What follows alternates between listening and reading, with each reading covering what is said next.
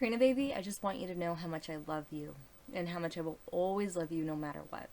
Today is the 21st and I'm caught back up. I'm going to be reading you books for the 22nd. And it is Valerie in the bottom. Let me see her painting. Oh, let's see what this is about. A little girl called Valerie went off to an art gallery. Said Valerie, I do not care for any paintings hanging there. Whereupon she skipped on home and drew some nice ones of her own. Oh, she went home and she started painting.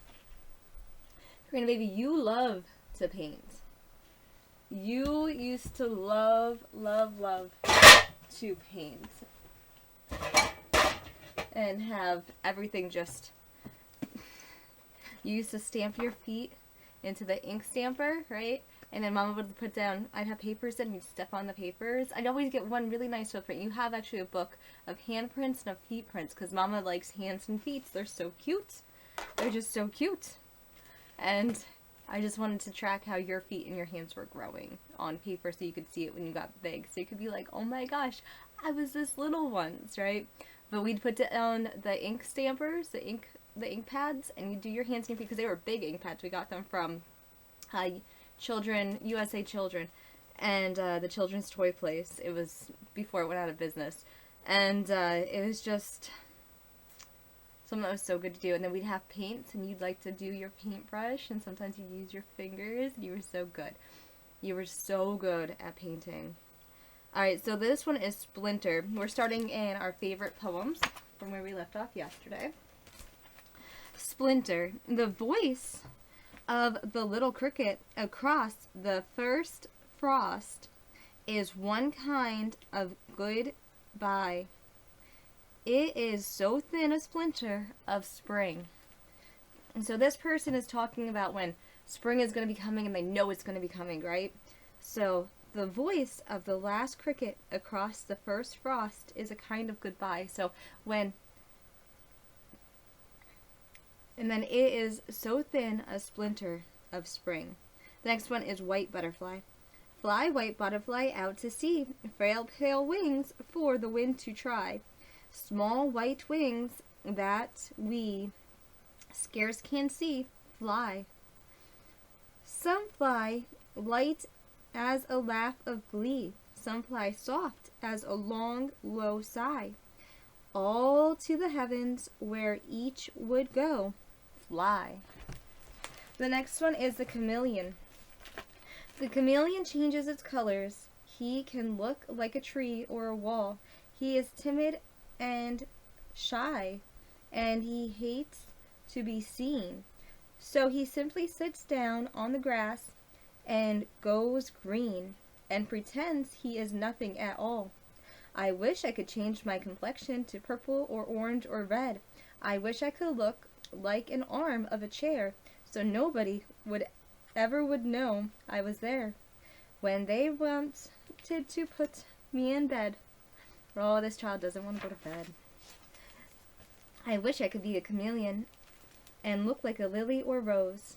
I'd lie in the apples and peaches and pears, but not on Aunt Margaret's yellowy chairs.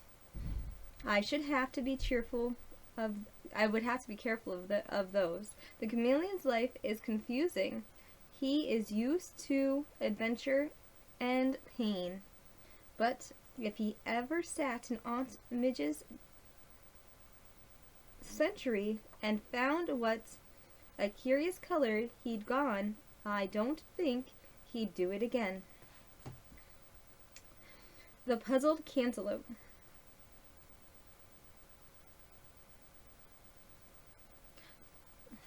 The Puzzled Centipede. A centipede was happy and quiet until a frog in fun said, "Pray, what leg comes after which?"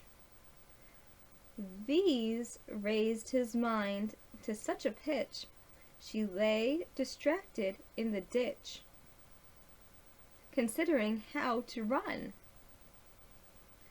Oh, she knew what she was doing. Then the frog was like, which leg comes after which? And now she's curled up and doesn't know.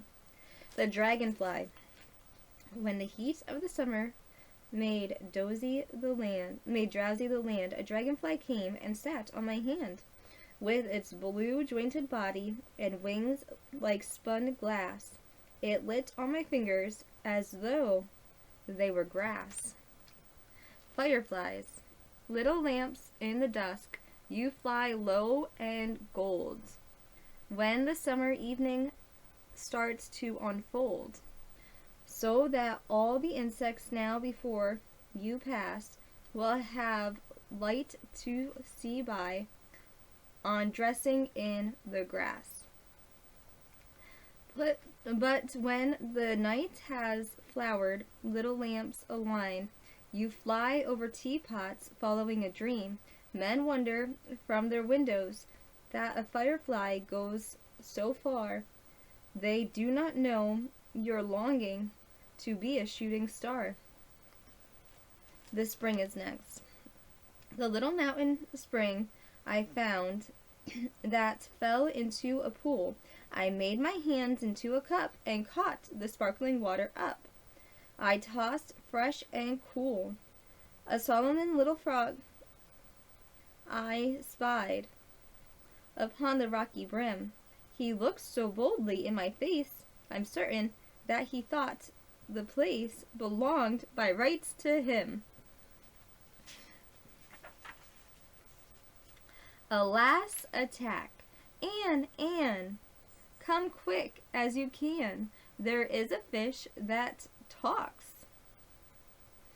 in the frying pan. Out of the fat, as clear as glass, he put up his mouth and moaned, alas!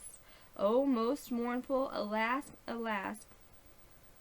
Then turned to his sizzling and sank his back. Grasshopper Green. Grasshopper Green is a comical chap. He lives on the best of fare, bright little terrace jacket and cap. Those are his summer wear. Out of the meadow he loves to go, playing away in the sun. It's hoppity skippity high and low. Summer's the time for fun. Grasshopper Green has a quaint little house. It's under the hedge so gay. Grandmother Spider, also as still as a mouse, watches him over the way. Gladly he's calling the children I know out on the beautiful sun. It's hoppity skippity high and low. Summer is the time for fun. The next one is An Expectation of the Grasshopper. The grasshopper I will explain to you. He is the brownies' racehorse, the fairies' kangaroo. The next one is To the Ladybird. Ladybird, ladybird, flied away home. The field mouse is gone to her nest. The daisies have shut up their sleepy red eyes, and the birds and the bees are at rest. Ladybird, ladybird, fly away home. The glowworm is lighting her lamp, the dew falling fast, and your fine sprinkled wings will fling with the close clinging damp. Ladybird, ladybird, fly away home. The fairy bells tinkle the fairy bells tinkle afar. Make haste, or they'll catch you and harness you fast with the cobweb to Obion's car. The next one is Clock a Clay. In the cowslip pipes I lie, hidden from the buzzing fly, while green grass beneath me lies, pearled with dew like fish's eyes. Here I lay a clock a clay, watching for the time of day. While grassy forests quicks surprise, and the wild wind sobs and sighs. My gold home rocks like to fall on its pillar green and tall. When the patting rain drives by, clock a clay keeps warm and dry. Day by day and night by night, all the week I hide from sight. In the cow's lit pipe I lie, in rain and dew still warm and dry. Day and night and day, red, black spotted clock a clay. My home shakes in wind and showers, pale green pillars topped with flowers, bending at the wild wind's breath, till I touch the grass beneath. Here I live lone, clock a clay, watching for the time of day. The next one is minnows. Swarms of minnows show their little heads, staying their waxy bodies against the streams to taste the luxury of sunny beams. Tempered with coolness, how they ever wrestle with their own sweet delights, and every nestle their silver bellies on the pebbled sand. If you by scantly hold out the hand, that very instant not one will remain, but turn your eye and they are there again. The wrinkles seem right glad to reach their caresses, cool themselves among the emerald tresses. The while they cool themselves, the freshness give and moisture, that the brawny green may live. The next one is the locust. Locust, locust playing a flute. Locust, locust playing a flute. Away up on the pine tree brought, closely clinging, playing a flute, playing a flute.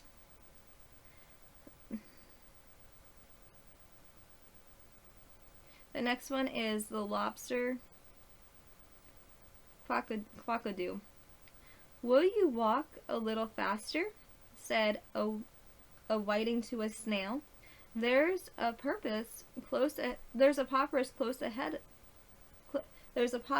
behind us, and he's treading on my tail.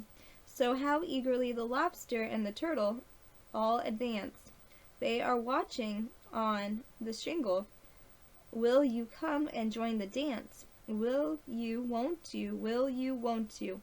Will you join the dance? Will you, won't you? Will you, won't you? Won't you join the dance? You can really have no notion how delightful it will be when they take us up and throw us with the lobsters out to sea. But the snail replied, too far, and have a look.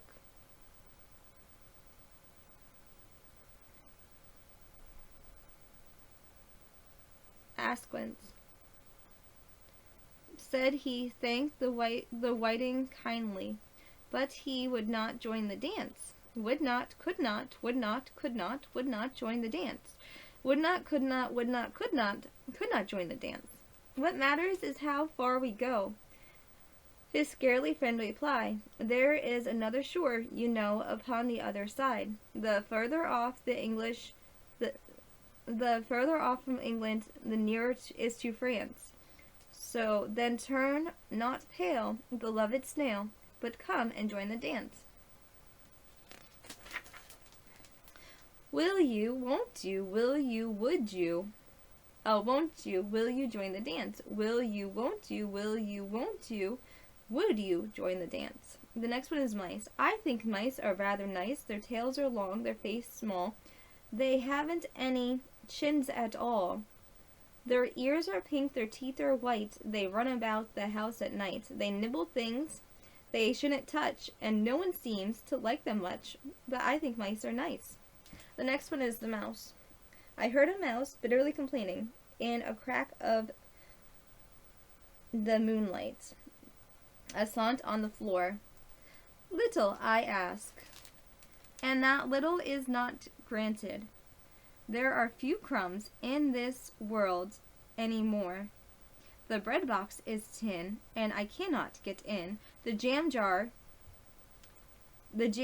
in a jar, my teeth cannot mar. The cheese sits by itself on the pantry shelf. All night I run searching and seeking. All night I run about on the floor. Moonlight is there, and a bare place for dancing, but no little feast is spread any more. Next is the field mouse. When the moon shines over the corn, and the beetles drone his horn, and the fitter mouse swift fly, and the night jars swooping cry, and the young hares run and leap, we waken from our sleep, and we climb with tiny feet, and we munch the green corn sweet, with startled eyes for fear the white owl should be near, or long slim weasel spring upon us where we swing. We do not hurt at all. Is there no room for all? Is there not room for all? Within the happy world, all day we lie closely curled in drowsy sleep, nor rise till, though the dusky skies, the moon shines over the corn, and the beetles drone his horn. The city mouse and the garden mouse. The city mouse lives in a house. The garden mouse lives in the border. He's friendly with the frogs and toads, and sees the pretty plants in flower. The city mouse eats bread and cheese. The garden mouse eats what he can. We cannot grudge him seeds and stalks. Poor little timid furry man. Alright. All but blind in his chambered hole, grope for worms, the four-clawed mole. All but blind in the evening sky, that hooted bat twirls softly by. All but blind in the burning day, the barn owl blunders on his way. All but blind, and blind as are these three to me, so blind to someone I must be. That's so true. Alright, so tomorrow we're going to start with the green moth.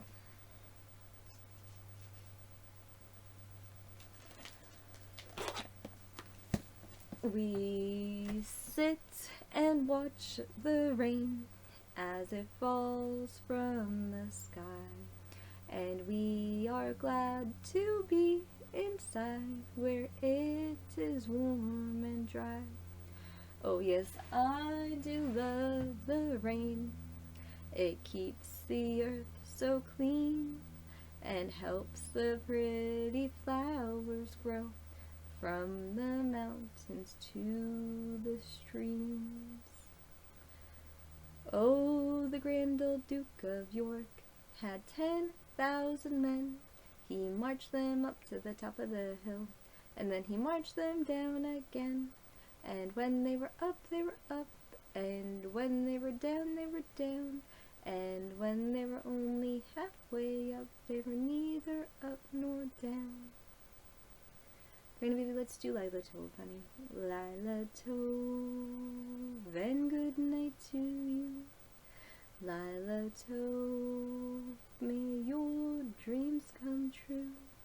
We sing Lila Tove, may Israel protect you throughout the night until we reach the morning light. I love you, baby, and I miss you. I can't wait to see you again.